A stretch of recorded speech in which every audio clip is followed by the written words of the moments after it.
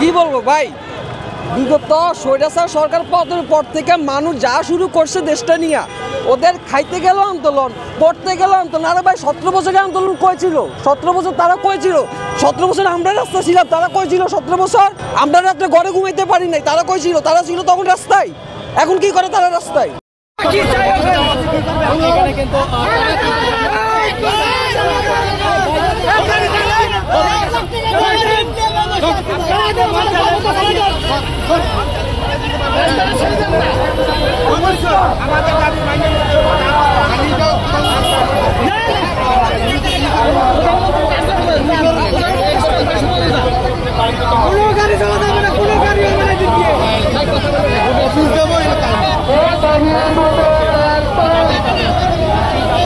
Hi.